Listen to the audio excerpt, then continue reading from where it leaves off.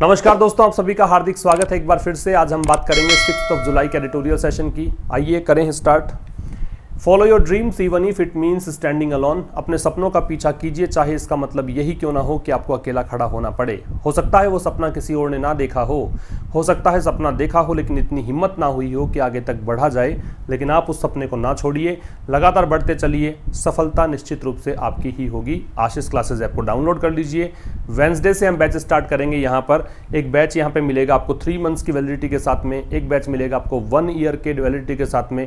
तो जितने समय तक आप जुड़ना चाहें एडिटोरियल बैच में वो बाई कर सकते हैं। क्लोज टेस्ट पैराजंबल का कोर्स भी उपलब्ध है, एसएससी सीजीएल प्रीवियस ईयर के पेपर्स उपलब्ध हैं और बहुत सारी चीज़ें यहाँ पर है। ग्रामर बूस्टर का कोर्स भी उपलब्ध है, एक बार जरूर से आप विजिट करिए। आज का एडिटोरियल है 3 मैसेजेस। तो भारत के प्रधानमंत्री नरेंद्र जी मोदी अभी विजिट करके आए हैं लेह का, और वहाँ पे उन्होंने सैनिकों की हौसला अफजाई की है, चाइना को कड़े शब्दों में संदेश दिया है। उस बारे में आज का आर्टिकल है, ज़रूर से आप इसको एंड तक देखिएगा। अपने दोस्तों के साथ शेयर करना ना भूलिए, और अगर आपको पसंद आता है सेशन तो लाइक करना मत भूलिएगा, ज़रूर से लाइक कीजिएगा। तो चलिए स्टार्ट करें आज का एडिटोरियल। तो इस फर्स्ट स्लाइड पे अगर बात हम करें तो कह रहा है with his visit to Nimu near lake Leh which houses the 14 को headquarters including the base hospital, prime minister Narendra Modi accomplished several objectives। यहां तक का एक सेंटेंस देख लेते हैं पहले। देखिए यहां पे एक तो आपको दे रखा है नीमू के लिए आपको वर्ब दी हुई है हाउसेज, ये इसकी वर्ब है, हाउस यहां पे वर्ब है, ठीक है।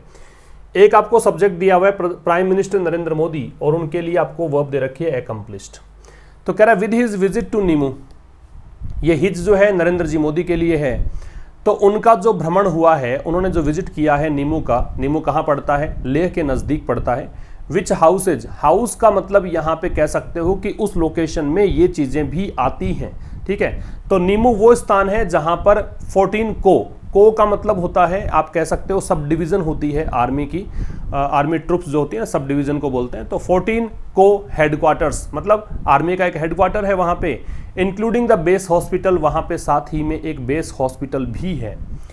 तो विच जो है वो रिलेटिव प्रोनाउन है, अपने से पहले वाले के लिए आएगा, चूंकि आना तो चाहिए था ले के, लेकिन नीमू के लिए है, क्योंकि यहाँ पे पढ़ने से पता लगता है कि बात नीमू की कर रहे हैं, और ये बात आगे भी आपको समझ में आ जाएगी, इस बात की पुष्टि हो जाएगी कि यहाँ पे सब्जेक्ट नीमू ही था, ठीक है। तो उनका जो विजिट हुआ, कहाँ का विजिट हुआ? नीमू का। नीमू कहाँ पड़ता है? ले के नज़दीक।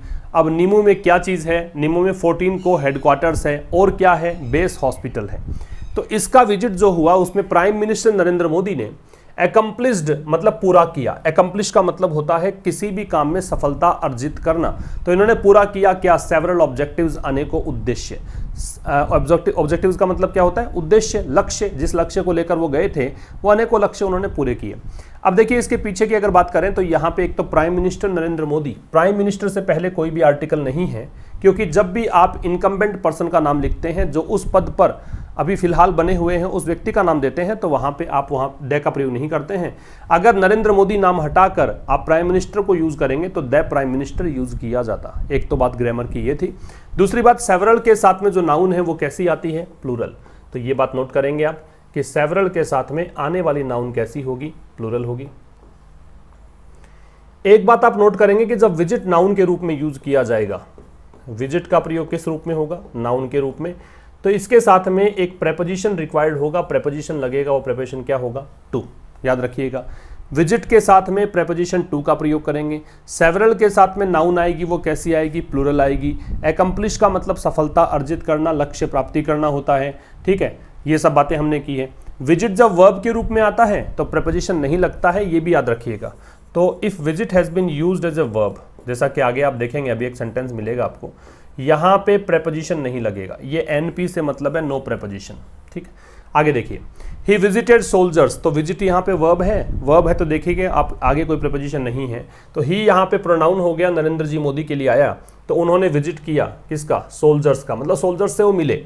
सोल्जर्स कौन से? जो इंजर्ड हुए थे, जो चोटिल हुए थे during the Galwan clash of June 15। कब की बात है? किस दौरान वो इंजर्ड हुए थे? तो गैलवन घाटी में जो लड़ाई हुई थी, क्लैश का मतलब क्या है? झगड़ा है, फाइट है, और स्कफल कह सकते हो। तो जो झगड़ा हुआ था गैलवन वैली में, कब की बात है? 15 जून की। उसमें जो इंजर्ड हुए थे उनसे वो मिले थे। फिर कह रहा है एड्रेस्ड। अब ये जो ही है उनके लिए यहाँ पे ही विजिटेड भी आ गया वर्ब, और उसी के साथ में कोमा लगा के एक और वर्ब है, तो उन्होंने यहाँ पे संबोधन मतलब किया है, संबोधित किया है ट्रुप्स को। ट्रुप्स का मतलब सैन्य टुकड़ियां होती हैं। उन्होंने संबोधित किया सैन्य टुकड़ियों को। टुकड़ियां कौन सी हैं? जो इन्वॉल्व थी, शामिल थी। शामिल किस में थी? तो इन्वॉल्व में इन लगता है ना। इन्वॉल्व के साथ में प्रेपोजिशन क्या लगाते हैं? इन लगाते हैं। तो वो सैन्य टुकड़ियां जो शामिल थी। अच्छा, एक बात और है कि इन्वॉल्व यहाँ पे पोस्ट पोज्ड एडजेक्टिव है, मतलब नाउन के बाद में जब इन्वॉल्व आ रहा है तो इसे कहा जाएगा पोस्ट पोज्ड एडजेक्टिव। ऐसी कंडीशन में इन्वॉल्व का मतलब होता है शामिल होना। अगर ये पहले लग जाता नाउन से तो फिर इसका मतलब होता कॉम्प्लेक्स होना, बहुत ही क्रिटिकल, मतलब कह सकते हैं बहुत ही पेचीदा होना। उस पेचीदगी के लिए, उस कॉम्प्लिकेशन के लिए आप फिर इन्वॉल्व का प्रयोग करेंगे नाउन से पहले। अदरवाइज बाद में लगेगा तो शामिल होना है और उसमें इन लगता है। तो वो सैन्य टुकड़ियों को संबोधित किया जो कि शामिल थी किस में? शामिल है किस में? स्टैंड ऑफ में। स्टैंड ऑफ का मतलब क्या है? काफ़ी बार वर्ड आ चुका है इन दिनों के अंदर।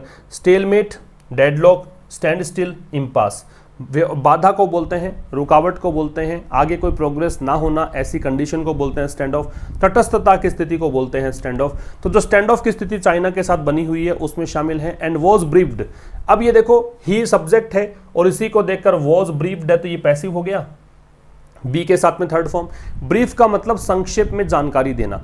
तो मोदी जी को, प्रधानमंत्री जी को यहाँ पे संक्षेप में जानकारी दी गई, डायरेक्टली, प्रत्यक्ष रूप से। किसके द्वारा? सीनियर ऑफिसर्स के द्वारा, तो वरिष्ठ अधिकारियों के द्वारा। अब वरिष्ठ अधिकारी कौन है? अब देखो, इसका जो सब्जेक्ट हुआ ना, वैसे तो कि किसने किया, वैसे तो सीनियर ऑफिसर्स हैं, लेकिन यहाँ पे वैसे जो है वर्ब देख के लग रही है, वर्ब ही को देखकर ही लगा रहे हैं, तो इसी को सब्जेक्ट मानेंगे।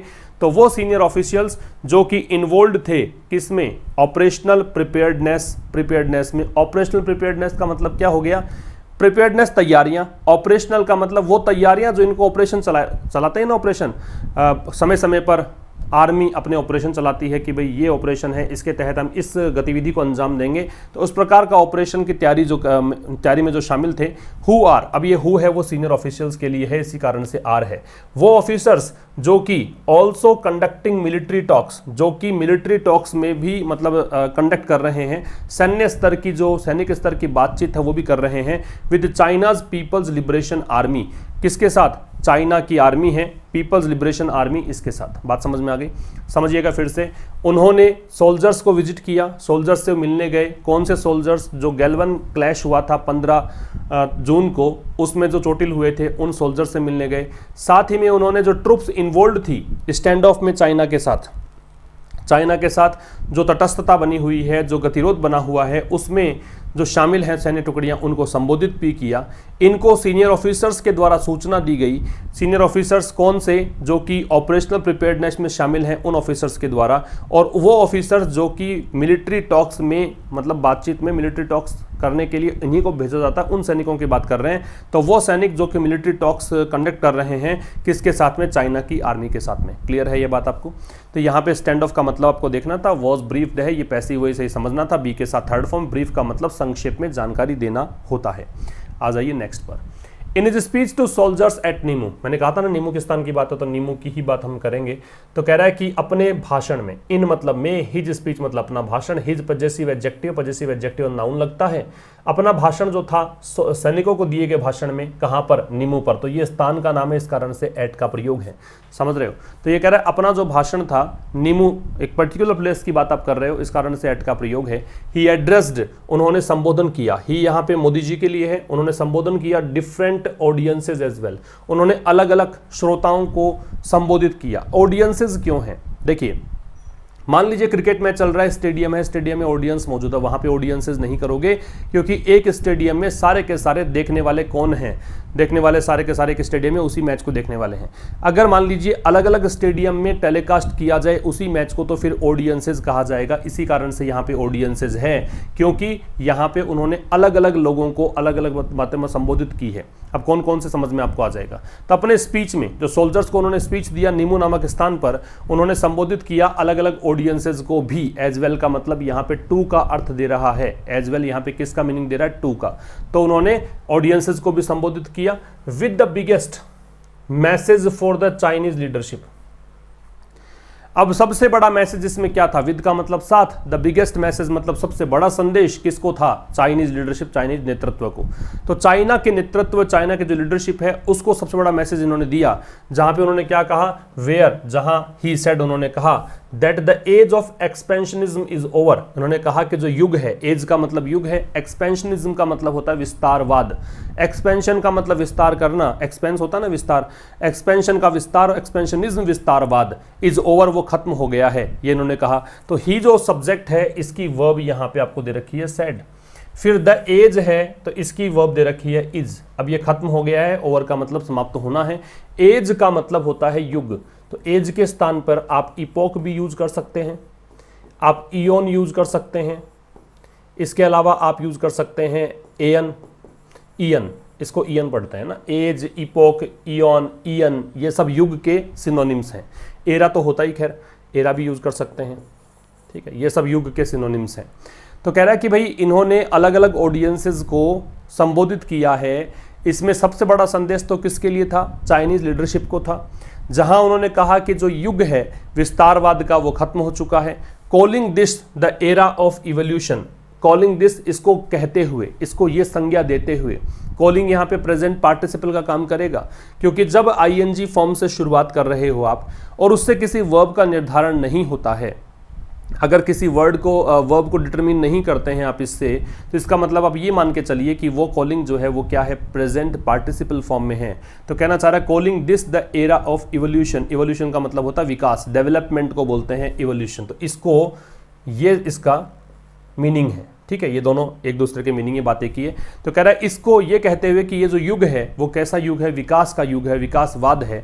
Mister Modi said, mister Modi ji ने कहा that the era of colonial expansionism is over, कि उपनिवेशवाद के समय, कॉलोनियल उपनिवेशवाद से संबंधित, तो उपनिवेशवाद का जो विस्तार की जो युग था वो अब खत्म हो गया है, ये इन्होंने कहा है। बात समझ में आई। तो अलग अलग ऑडियंसेस इसीलिए है कि सबसे बड़ा संदेश उन ऑडियंसेस में था, चाइना के लीडरशिप को कहा है कि आपके जो विस्तारवाद का जो युग है वो खत्म हो गया है, ये जो एरा है विकास का एरा है। और मिस्टर मोदी जी ने ये कहते हुए कहा कि जो उपनिवेशवाद के समय विस्तारवाद की बात करते हैं हम, उस युग का अब अंत हो चुका है, अब वो चीज़ें संभव नहीं है। आगे देखिए, he said that in the past, उन्होंने कहा कि पास्ट में, ही की वर्ब जो है वो सेड है, उन्होंने कहा कि पास्ट में expansionist forces have done great harm to humanity. Expansionist forces का मतलब है विस्तारवादी ताकतें, वो ताकतें, वो देश जो अपने मतलब कह सकते हो भू क्षेत्र का विस्तार करना चाहते थे, है ना, अपनी टेरिटरी का विस्तार करना चाहते थे, उन्होंने बहुत बड़ा नुकसान पहुंचाया है, किसको, ह्यूमैनिटी को। ह्यूमैनिटी का मतलब होता है मानवता। तो कह रहा है कि he said in that in the past, की उन्होंने कहा कि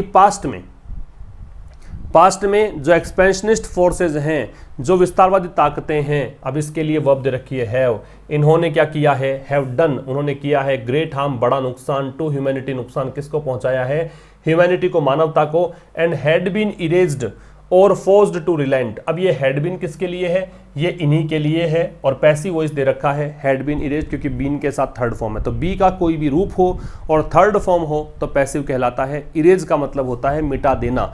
उन ताकतों को या तो मिटा दिया गया था या फिर उनको मजबूर कर दिया गया था, किसके लिए, रिलेंट के लिए। रिलेंट का मतलब झुकने के लिए, नरम पड़ने के लिए। रिलेंट के सिनोनिम है चेंज वंस माइंड, अपना निर्णय बदलने के लिए, बैक डाउन, पीछे हटने के लिए, यील्ड, आत्मसमर्पण करने के लिए, सोफन, नरम पड़ने के लिए, ठीक है। तो रिलेंट, उनको मजबूर कर दिया गया, किसके लिए, कि वो नरम पड़ जाएं, वो झुक जाएं। तो समझिएगा बात फिर से कि उन्होंने कहा कि पास्ट में जो एक्सपेंशनिस्ट फोर्सेस थी, विस्तारवादी ताकतें थी, उन्होंने मानवता को बहुत नुकसान पहुंचाया है, और उनको या तो मिटा दिया गया था और या फिर उनको मजबूर कर दिया गया था कि वो नरम पड़ जाएं, अपनी नीति को छोड़ दें। आगे देखिएगा, the message to Beijing was this. Beijing China की राजधानी, मतलब चाइना की बात है। तो चाइना को संदेश क्या था, तो चाइना को संदेश था, संदेश आगे है, मैसेज की वर्ब जो है वो वॉज है। संदेश क्या था कि it must not engage in territorial aggression. It यहाँ पे बीजिंग के लिए है कि बीजिंग को मस्ट नॉट एंगेज, इसकी वर्ब है ये एंगेज है, मस्ट नॉट एंगेज है, कि अब चाइना को निश्चित रूप से एंगेज नहीं होना चाहिए, चाइना को यहाँ पे लिप्त नहीं होना चाहिए, किसी काम में लीन होना, किसी काम में इंडल्ज होना, उसके लिए हम इन का प्रयोग करते हैं एंगेज के साथ में। अगर कोई व्यक्ति के साथ एंगेज्ड है तो इसका मतलब उसकी सगाई हो चुकी है, उसकी मतलब बिफोर मैरिज एक रस्म होती है ना सगाई की, उस कंडीशन में एंगेज के साथ में टू लगता है। अदरवाइज लिप्त होने के अर्थ में, इंडल्ज के अर्थ में इन लगता है। तो ये कह रहा है कि चाइना को एंगेज नहीं होना चाहिए टेरिटोरियल अग्रेशन में। टेरिटोरियल मतलब क्षेत्रीय, अग्रेशन का मतलब आक्रामकता, क्षेत्रीय आक्रामकता का मतलब है कि हम चाहेंगे वहां पर अधिकार कर लेंगे, कब्जा कर लेंगे जमीनों पर, ऐसी चीजों में लिप्त नहीं होना चाहिए। अक्रॉस इट्स बाउंड्रीज का मतलब है अपनी सीमाओं के बाहर, अक्रॉस का मतलब पार, आर पार, तो अपनी सीमाओं के बाहर जाकर ऐसा अग्रेशन नहीं दिखाना चाहिए। With countries from central Asia, किन देशों के साथ में, वो देश जो मध्य एशिया से हैं, टू द साउथ चाइना सी, उन देशों से लेकर, सेंट्रल एशिया से लेकर और साउथ चाइना सी यहां तक के क्षेत्र में ऐसा अग्रेशन नहीं दिखाना चाहिए, इंक्लूडिंग इंडिया, उसमें भारत भी शामिल है। And it must also recall its own anger, और इसको, इट यहां पे आ रहा है चाइना के लिए, बीजिंग के लिए, मस्ट आ रहा है तो मतलब ऑब्लिगेशन है, करना ही चाहिए, तो इसको यहां पे रिकॉल करना चाहिए, मतलब याद करना चाहिए। रिकॉल का मतलब पुनः याद करना, इसको याद करना चाहिए अपना खुद का गुस्सा अगेंस्ट इंपेरियलिज्म के। चाइना भी क्रोध जताता रहा है, अपना गुस्सा जाहिर करता रहा है, किसके खिलाफ, उपनिवेशवाद के खिलाफ, इंपेरियलिज्म साम्राज्यवाद के खिलाफ, ठीक है। तो इसको याद करना चाहिए अपने गुस्से को जो इसने साम्राज्यवाद के खिलाफ जाहिर किया था।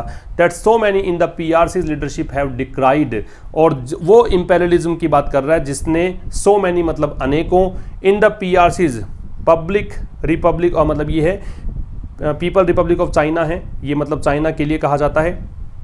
तो कह रहा है that so many in the PRC's leadership की, चाइना की जो लीडरशिप है, नेतृत्व है, उनमें अनेकों ने डिक्राई किया था। डिक्राई का मतलब आलोचना करना है, डिक्राई का डिनाउंस करना है, क्रिटिसाइज करना है, कंडेम है, फल्मिनेट है, इन सब का आलोचना करना कह सकते हो आप। तो क्या कहना चाह रहा है कि मैसेज था बीजिंग को कि भाई इसको टेरिटोरियल अग्रेशन में, अपनी बाउंड्री के बाहर ऐसी आक्रामकता में एंगेज नहीं होना चाहिए उन देशों के साथ जो देश सेंट्रल एशिया से लेकर साउथ चाइना सी तक आते हैं, उसमें भारत भी शामिल है। और इसको रिकॉल करना चाहिए अपने गुस्से को, जो गुस्सा इसने साम्राज्यवाद के खिलाफ दिखाया था, वो चीज़ जो कि अनेकों पीआरसीज के अंदर, मतलब चाइना की लीडरशिप में अनेकों ने जिसको आलोचना की थी, उसके बारे में इस चीज़ इसको याद करना चाहिए। आगे देखिए, despite the fact that he did not come once name China, despite का मतलब in spite of, despite, despite को हम व्यक्त कर सकते हैं इन स्पाइट ऑफ से, ऑफ डेस्पाइट में नहीं आता,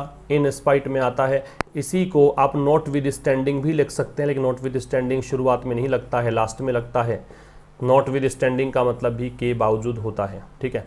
तो कह रहा है कि इस फैक्ट के बावजूद कि he did not once name China, की उन्होंने एक बार भी चाइना का नाम नहीं लिया। ही सब्जेक्ट है, इनकी वर्ब है, वो डिड नॉट नेम है।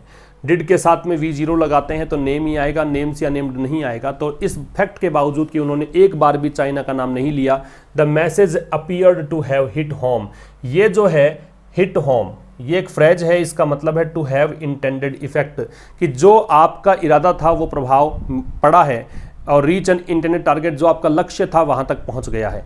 तो इस फैक्ट के बावजूद कि उन्होंने चाइना का नाम भी नहीं लिया, लेकिन तीर बिल्कुल निशाने पर लगा, है ना। द मैसेज, जो संदेश इन्होंने दिया, ऐसा लगा कि बिल्कुल निशाने पर लगा। कैसे पता लगी ये बात, तो with the Chinese embassy, embassy का मतलब होता है क्या, एम्बेसी का मतलब जो भी यहाँ पे कह सकते हो कि किसी भी देश की एक कार्यालय होता है ना, दूतावास जिसको बोलते हैं, उसकी बात एम्बेसी से कहा गया है। तो विद द चाइनीज एम्बेसी, क्यों ऐसी बात कही लेखक ने कि तीर निशाने पर लगा, क्योंकि चाइनीज एम्बेसी जो है दिल्ली के अंदर, उन्होंने डिनाइल मतलब मनाही कि इनकार कर दिया कि हमने तो ऐसा किया ही नहीं है।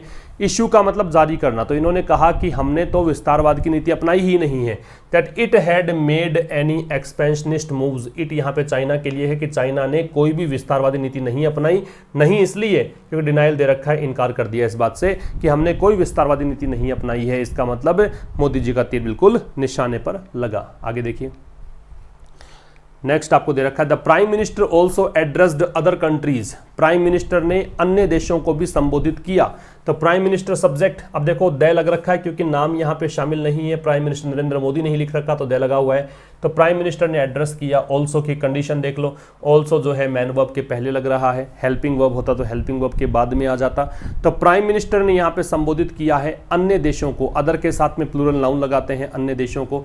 That are, that relative pronoun है जो अदर कंट्रीज के लिए है, कंट्रीज के लिए है, इस कारण से यहाँ पे आर व्यूइंग है, ठीक है। तो प्राइम मिनिस्टर ने संबोधित किया अन्य देशों को, कौन से देश? वो देश जो यहाँ पे देख रहे हैं द ग्रोइंग सीरियसनेस, ग्रोइंग का मतलब बढ़ती हुई, सीरियसनेस का मतलब गंभीरता, तो बढ़ती हुई गंभीरता को जो देख रहे हैं of the 2 month long stand of with concern, वो देश जो दोनों देशों के बीच 2 महीने लंबे समय से चल रहा स्टैंड ऑफ को देख रहे हैं, कंसर्न चिंतित होकर देख रहे हैं, उन देशों को भी संबोधित किया। तो प्राइम मिनिस्टर ने संबोधित किया अन्य देशों को।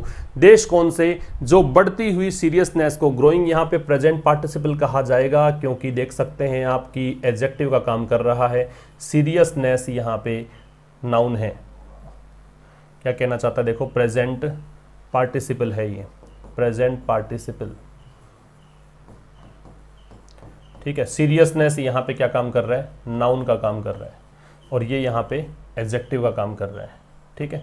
तो कह रहा है कि भाई that are viewing the growing seriousness, वो देश जो देख रहे हैं बढ़ती हुई सीरियसनेस, गंभीरता को, 2 महीने लंबे चल रहे स्टैंड ऑफ को देखते हुए विद कंसर्न, चिंतित होकर देख रहे हैं।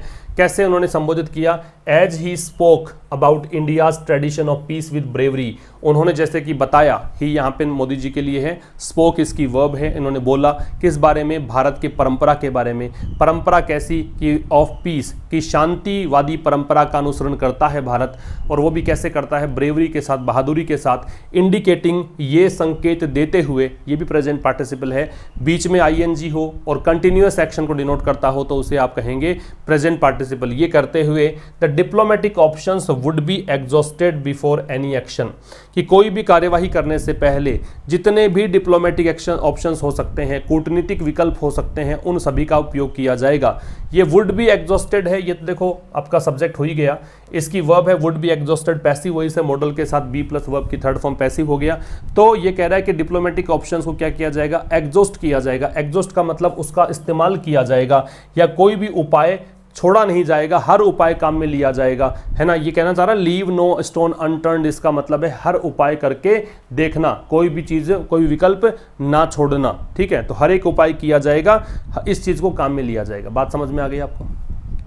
Next, to his domestic audience, अपनी घरेलू ऑडियंस के लिए, घरेलू ऑडियंस भारत की जनता के लिए, the address signified the governments determination, ये जो संबोधन था। अब ये द एड्रेस इसलिए है क्योंकि ये होमोफोरिक यूज है द का, जब किसी शब्द को देखकर पता लग जाता है कि हम किसकी बात कर रहे हैं तो इसे आप कहेंगे होमोफोरिक use of the.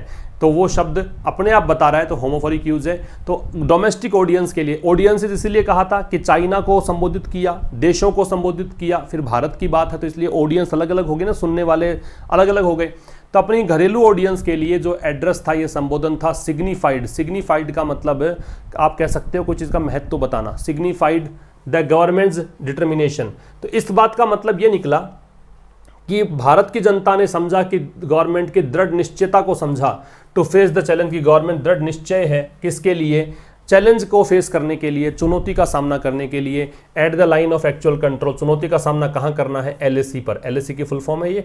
And to focus on, और गवर्नमेंट दृढ़ निश्चय ये किसके लिए? फोकस करने के लिए ऑन नेशनल प्रायोरिटीज, फोकस के साथ में प्रेपोजिशन ऑन लगता है। नेशनल प्रायोरिटीज मतलब राष्ट्रीय प्राथमिकताओं को, of infrastructure and economic development, राष्ट्रीय प्राथमिकताएं क्या हैं? इंफ्रास्ट्रक्चर की प्राथमिकता है आधारभूत ढांचा, और इकोनॉमिक डेवलपमेंट और आर्थिक विकास। एक तो इंफ्रास्ट्रक्चर डेवलपमेंट के प्रति प्रतिबद्ध देश और इकोनॉमिक डेवलपमेंट प्रतिबद्ध है, इस बात की जानकारी पता लगी है देश की जनता को। तो कह रहा है घरेलू जनता के लिए जो ये एड्रेस था उसका मतलब ये निकला, सिग्निफाई का मतलब यहाँ पे संकेत उसका ये दिया कि गवर्नमेंट का दृढ़ निश्चय सामने आया कि गवर्नमेंट दृढ़ निश्चयी है किसी भी चैलेंज का सामना करने के लिए एलएसी पर, और गवर्नमेंट का ध्यान है वो पूरी तरीके से फोकस्ड है किस बात को लेकर कि राष्ट्रीय प्राथमिकताएं हैं कि राष्ट्र जो है इंफ्रास्ट्रक्चर प्रोजेक्ट जो वहां चल रहे थे एलएसी के इर्द गिर्द, भारत की जो जमीन है, खुद की जमीन है, वहां पर उनके लिए दृढ़ निश्चयी है सरकार और देश के आर्थिक विकास के लिए दृढ़ निश्चयी है। यह संदेश यहां पे भारत की जनता को मिला। Finally he address the soldiers themselves। अंततः उन्होंने संबोधित किसको किया? सैनिकों को भी किया। यहां पे जो themselves है इसको आप रिफ्लेक्सिव प्रोनाउन नहीं कहेंगे, इसको कहेंगे एम्फेटिक। एक रिफ्लेक्सिव प्रोनाउन होता है, उसका मतलब होता है कि सब्जेक्ट जो है काम अपने ऊपर ही करता है। एम्फेटिक का मतलब है कि जोड़ देने के लिए कि सोल्जर्स को ही यहां पे संबोधित किया है, ये एम्फेसाइज कर रहा है। तो अंततः उन्होंने संबोधित किया स्वयं सोल्जर्स को, ठीक है, जिसके लिए वो मिलने गए थे। As spoke of the valour of the men, जैसे कि उन्होंने बात की, एज जब वो बात की उन्होंने, स्पोक ऑफ किसी बारे में बात करने के लिए अबाउट भी लग सकता है, ऑफ भी लग सकता है स्पीक के साथ में। किसके बारे में बात की? वेलर। वेलर का मतलब बहादुरी होती है, नीचे आप इसके सिनोनिम्स देख सकते हैं। ब्रेवरी हो सकता है, करेज हो सकता है, गैलेंट्री हो सकता है, मेटल हो सकता है, प्लक हो सकता है। साहस या बहादुरी को वेलर बोलते हैं। तो जब उन्होंने बात की बहादुरी की, किसकी बहादुरी, किसका साहस? उन व्यक्तियों का, उन आदमियों का। मेन यहाँ पे सब्जेक्ट है उसके लिए हैव बीन एंगेज्ड है, जो लोग एंगेज्ड थे किसमें? क्लैशेज में, जो लड़ाई में लीन थे, संलग्न थे, अलोंग द एलएसी के पैरेलल, इंक्लूडिंग द गैल्वन कन्फ्रंटेशन, इसमें शामिल है गैल्वन की मुठभेड़ भी। कन्फ्रंटेशन का मतलब मुठभेड़, ठीक है, फेस ऑफ आप कह सकते हो। इन विच, जिसमें 20 इंडियन सोल्जर्स वर किल्ड, जहां पे 20 भारतीय सैनिक शहीद हो गए थे। ये पैसिव का स्ट्रक्चर है, बी के साथ थर्ड फॉर्म दे रखी है आपको। बात समझ में आई? तो कह रहे हैं अंततः उनका संबोधन था स्वयं सैनिकों के लिए, जहां उन्होंने उन सैनिकों के बहादुरी या पराक्रम के बारे में बात की जो कि एंगेज थे क्लैशेज में, है ना, जो मतलब उस लड़ाई में लगे हुए थे एलएसी के पैरेलल। उसमें गैल्वन कन्फ्रंटेशन भी शामिल है, गैल्वन वाली लड़ाई में शामिल थे उनको भी, जिसमें 20 भारतीय सैनिक जो हैं शहीद हो गए थे। आगे देखिएगा, in all 3 aspects of the address, ये जो 3 एस्पेक्ट थे, एक संबोधन चाइना को था, एक संबोधन दूसरे देशों को था, फिर खुद की जनता के लिए था। ये जो 3 एस्पेक्ट थे एड्रेस के लिए, तो कह रहा है कि इन ऑल 3 एस्पेक्ट्स, ये ऑल को देखकर लग रहा है एस्पेक्ट्स प्लूरल है, एस्पेक्ट्स का मतलब पहलू। तो जो उनका संबोधन था उसके तीनों पहलुओं में the speech must be welcomed, इस भाषण का स्वागत किया ही जाना चाहिए। अब ये स्पीच है वो सब्जेक्ट है आपका, इस कारण से मस्ट बी वेलकम्ड दे रखा है। तो इस स्पीच का जो स्पीच जो सब्जेक्ट है इसको देखकर आगे वर्ब मस्ट बी, और ये पैसिव वॉइस हो गया, इसका स्वागत किया ही जाना चाहिए। एंड इट्स अनस्पोकन मैसेजेस, और कुछ ऐसे संदेश यहाँ पे हैं जिसको अनस्पोकन मतलब बोला ही नहीं गया, ऐसी चीज जो बोली नहीं गई हो, अनस्पोकन हो। अनस्पोकन के लिए आप एक सिनोनिम यूज कर सकते हैं, क्या? टैसिट। अनस्पोकन के लिए एक चीज यूज की जा सकती है, टैसिट। तो कह रहा है कि टैसिट मैसेजेस जो कि अनस्पोकन मैसेजेस हैं, should also be studied closely, उनका भी बहुत ही क्लोजली, बहुत ही सूक्ष्म तरीके से अध्ययन किया जाना चाहिए। ये शुड सलाह के लिए है, और शुड बी स्टडीड है, ये पैसिव वॉइस हो गया। और मॉडल के बाद में देखो ऑल्सो लग रहा है, तो हेल्पिंग वर्ब आने पर, चूंकि मॉडल ऑक्सिलरी भी हेल्पिंग वर्ब ही होती है, इसलिए इसका प्रयोग बाद में किया जाएगा हेल्पिंग वर्ब के। तो कह रहा है जो तीनों यहाँ पे पहलू थे इस संबोधन के, तो उसमें स्पीच का स्वागत किया ही जाना चाहिए, और इसके पीछे जो छिपे हुए संदेश हैं उनका स्वागत किया जाना चाहिए। उनका मतलब यहाँ पे गंभीरता से अध्ययन होना चाहिए। While the prime minister's decision to visit troops near the LAC was well timed and apt, apt का मतलब उपयुक्त, सुटेबल, फिटिंग, एप्रोप्रिएट, कॉन्ग्रुअस, उपयुक्त को बोलते हैं, ठीक है। तो कह रहा है कि यद्यपि, अब वाइल से स्टार्ट है, इसका मतलब यद्यपि होगा। तो यद्यपि प्राइम मिनिस्टर का जो डिसीजन था ट्रूप्स को विजिट करने का, सैन्य टुकड़ियों से मिलने का, सेना से मिलने का, विजिट यहाँ पे वर्ब है, इस कारण से देखिए आगे कोई भी आपने प्रेपोजिशन नहीं लगाया है। तो कह रहा है कि प्राइम मिनिस्टर का जो निर्णय था एलएसी के नज़दीक ट्रुप्स से मिलने का, वो वेल टाइम्ड था, बिल्कुल सही समय पर हुआ था, एंड एप्ट और उपयुक्त भी था। फिर भी it also raise the temperature of the India China engagement, जो भारत चाइना का फिलहाल जो चल रही है स्थिति, उसमें यहाँ पे आग में घी डालने का काम किया है, कह सकते हो, माहौल को गर्मा दिया है, ये कह सकते हो। रेज का मतलब होता है बढ़ाना, रेज अपने बाद में ऑब्जेक्ट लेता है। ये राइज वर्सेज रेज का चैप्टर तो मैंने काफी बार बताया है आपको। राइज की तीनों फॉर्म करते हैं तो राइज, रोज, रीजन होती है। रेज की तीनों फॉर्म देखते हैं तो रेज, रेज्ड, रेज्ड होता है। रेज के बाद में ऑब्जेक्ट लगता है, राइज के बाद में ऑब्जेक्ट की आवश्यकता नहीं होती है। ये सारी बातें आपको ध्यान रहनी चाहिए।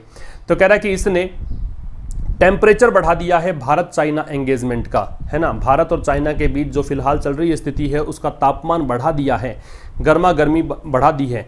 फिर कह रहा है and indicates that military talks for disengagement and the dispersal of the massive mobilisation of troops on both sides have not made much progress. और यह संकेत देती है इस बात का कि भारत के प्रधानमंत्री को जाने की जरूरत पड़ी। इसका मतलब ये संदेश है इस बात का दैट कि मिलिट्री टॉक्स की सैन्य बातचीत जो है, सेना स्तर की बातचीत है फॉर डिसएंगेजमेंट, किसके लिए कि वहां पे सेना जो जमी हुई है वो हट जाए वहां से, है ना। डिसएंगेजमेंट का मतलब लड़ाई की स्थिति खत्म हो जाए। And dispersal of the massive mobilisation, और जो बहुत बड़े स्थिति में, मैसिव का मतलब ह्यूज है, कोलोसल है।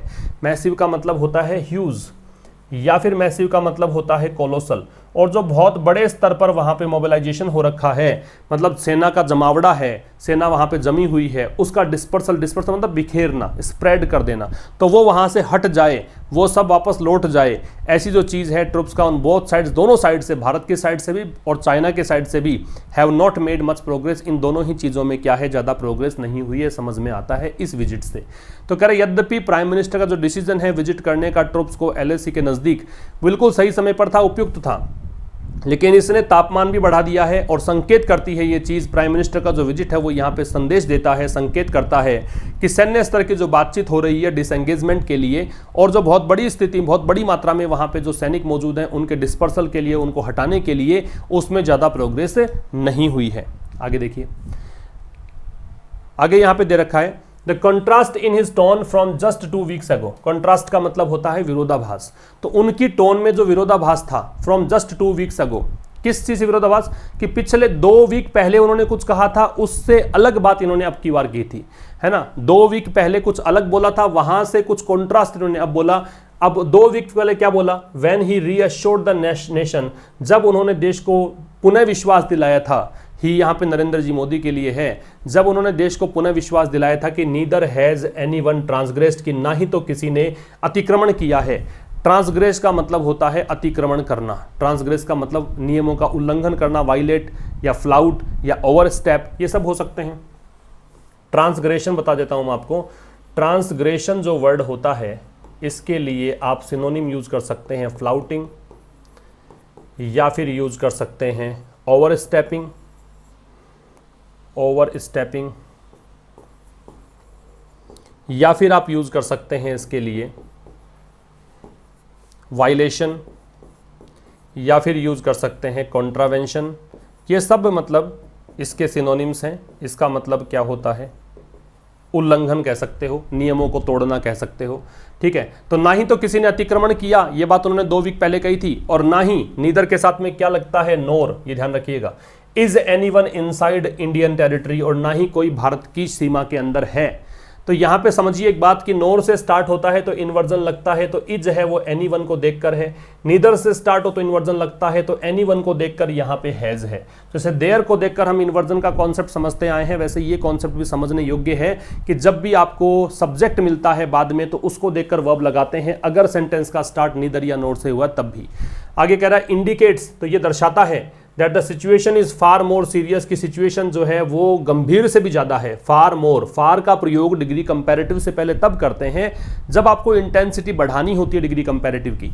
तो ये जरूरत से ज्यादा मतलब सीरियस मैटर है देन वाज प्रीवियसली अंडरस्टूड, किसकी तुलना में। अब चूंकि मोर सीरियस डिग्री कंपैरेटिव है तो देन लगेगा जितना कि पहले समझा गया था उसकी तुलना में। रिपीट कर रहा हूं कि उनकी टोन में जो कॉन्ट्रास्ट देखने को मिला 2 सप्ताह पहले, जब उन्होंने रीअश्योर किया देश को कि भाई उन्होंने कहा था कि भी ट्रांसग्रेस नहीं किया किसी ने अतिक्रमण नहीं किया देश की सीमा का, कोई देश की क्षेत्र में, सीमा के क्षेत्र में, भारत के क्षेत्र में नहीं है, भारतीय सीमा में कोई नहीं आया, ये बात जब उन्होंने कही थी। और अब जो ये कॉन्ट्रास्ट देखने को मिला है उसमें, तो ये जो कॉन्ट्रास्ट सब्जेक्ट है यहाँ पे, ये कॉन्ट्रास्ट यहाँ पे दर्शाता है, संकेत करता है कि सिचुएशन बहुत ज्यादा गंभीर है, जितना कि पहले सोचा गया उससे भी गंभीर है। It is to be hoped, अब इस बात की आशा की जानी है।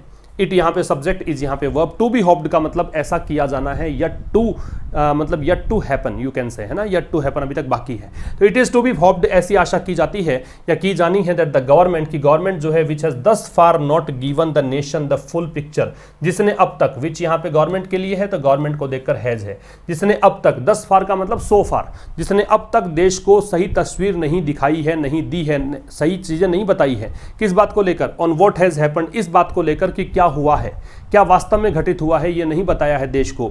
And what the nation needs to prepare, और किस चीज की जरूरत है देश को प्रिपेयर करने की, for will do so now, अब वो ऐसा करेगी, फर्दर आगे, क्लैरिफाई करते हुए, स्पष्टीकरण देते हुए, the prime ministers core message eight ले, कि ले में जो प्राइम मिनिस्टर का मुख्य संदेश है उसको, कोर का मतलब सेंट्रल होता है, मैन होता है, तो क्या कह रहा है कि it is to be hoped, ऐसी आशा की जानी है कि गवर्नमेंट जिसने अब तक देश को सही बातें नहीं बताई है, पूरी तस्वीर क्लियर नहीं की है कि क्या हुआ है आखिरकार और देश को किस चीज़ की ज़रूरत है तैयारी करने की, ये नहीं बताई है, अब वो ऐसा करेगी, अब वो पूरी तस्वीर बताएगी और आगे क्लैरिफाई करेगी प्राइम मिनिस्टर के मैसेज को, कोर मैसेज को, जो लेम मैसेज दिया है उसका स्पष्टीकरण यहाँ पे देश को मिल जाएगा। ये सब बातें थी आज के एडिटोरियल में। अब हम आ जाते हैं रिवीजन पर। एडवेंट का मतलब होता है स्टार्ट, तो स्टार्ट होता है तो यहाँ पे बिगिनिंग से जोड़ेंगे, तो 1 नंबर का संबंध है ई से। वेल का मतलब होता है ढकना, ढकना, वेल वैसे घूंघट होता है, महिलाएं जो घूंघट और लगाती हैं, है ना, चेहरे के सामने पर्दा लगाती हैं, उसको बोलते हैं वेल। तो वर्ब के रूप में हो तो घूंघट को बोलते हैं, वैसे छिपाने को बोलेंगे, तो ये हो जाएगा 2 नंबर का संबंध डी से। फिर कॉरेस्पॉन्ड का मतलब होता है, कॉरेस्पॉन्ड का मैच करना, बिल्कुल इक्वल करना, तो 3 नंबर का संबंध है बी से। फिर 4 नंबर में है क्रंच, क्रंच का मतलब कमी होती है, तो 4 नंबर का संबंध है सी से। और 5 नंबर का संबंध है स्टेम का, स्टॉप, रोकना। स्टेम फ्रॉम होता है एक, तो उसका मतलब निकलना होता है, कहीं से डेराइव करना होता है, लेकिन वैसे स्टेम का मतलब रोकना होता है, तो यहाँ पे ए आपका आंसर आएगा। तो ये आपका मैच द कॉलम्स के आंसर्स थे। बढ़ते हैं आगे रिवीजन की, जो आपके हिंदी सेंटेंसेस को कैसे ट्रांसलेट कर सकते हैं इंग्लिश में। पूरे देश के लिए चिंतित विद्यार्थियों के लिए अभी भी कोई स्पष्टता नहीं है, तो पूरे देश के चिंतित विद्यार्थियों के लिए अभी भी कोई स्पष्टता नहीं है। क्या नहीं है? स्पष्टता नहीं है। सब्जेक्ट है क्या? नहीं है। सब्जेक्ट नहीं है तो देयर से स्टार्ट करेंगे, अभी भी के लिए स्टिल लगाया है। देयर से स्टार्ट करने पर इन्वर्जन लगता ही है। स्पष्टता नहीं है, ये सब्जेक्ट है, तो देखो there is still no clarity, clarity स्पष्टता किसके लिए? देश के अनेकों चिंतित विद्यार्थियों के लिए, तो for many anxious students across the country, पूरे देश के, है ना। तो पूरे देश में जो विद्यार्थी हैं, चिंतित विद्यार्थी हैं, अनेकों विद्यार्थी चिंतित हैं, उनके लिए अभी भी कोई स्पष्टता नहीं है। देयर से स्टार्ट किया डमी सब्जेक्ट के रूप में, क्योंकि यहाँ पे कोई भी सब्जेक्ट आपको नहीं कोई भी सब्जेक्ट नहीं दे रखा। फिर नो क्लैरिटी को देखकर हमने इज लगाया, क्योंकि इन्वर्जन लगता है। स्टिल का मतलब अभी भी होता है, तो अभी भी कोई क्लैरिटी नहीं है। किसके लिए? तो के लिए फोर लगाया। अनेकों चिंतित विद्यार्थी, तो मैनी एंक्शियस स्टूडेंट, एंक्शियस का चिंतित होता है पूरे देश भर में, तो अक्रॉस द कंट्री। आगे देखेंगे आप, शहर में एक फीवर कैंप का निरीक्षण करने के बाद डॉक्टर राधाकृष्णन ने कहा, राधाकृष्णन यहाँ पे सब्जेक्ट है, इन्होंने कहा है, और कब कहा है? निरीक्षण करने के बाद कहा है। तो देखो पहले आफ्टर इंस्पेक्टिंग, आफ्टर प्रेपोजिशन है तो आईएनजी लगेगा, निरीक्षण करने को इंस्पेक्ट बोलते हैं, आफ्टर के साथ आईएनजी, इंस्पेक्टिंग। क्या निरीक्षण किया है? एक फीवर कैंप का, फीवर कैंप कहाँ पर? शहर में, तो इन द सिटी। तो शहर में एक फीवर कैंप का निरीक्षण करने के बाद सब्जेक्ट पर लौटाओ डॉक्टर राधाकृष्णन, क्या कहा है? कहा सेड। दैट लगा सकते हो, नहीं लगाओ तो भी कोई दिक्कत नहीं है, कि अब तक इतने कैंप्स लगाए गए हैं। लगाए गए हैं इसका मतलब किसी के द्वारा लगाए गए हैं तो पैसिव लगेगा, लगाए गए हैं तो हैज़ बीन, हैज़ या हैव के साथ थर्ड फॉर्म, किसी के द्वारा है तो हैज़ बीन, हैव बीन, लेकिन चूंकि सेड है तो हैड बीन लगेगा फिर। तो देखो टिल डेट, अब तक 12,354 12,354 फीवर कैंप्स हैड बीन, लगाना, आयोजित करना, तो होल्ड की थर्ड फॉर्म हेल्ड है, शहर में तो इन द सिटी। बात समझ में आ गई?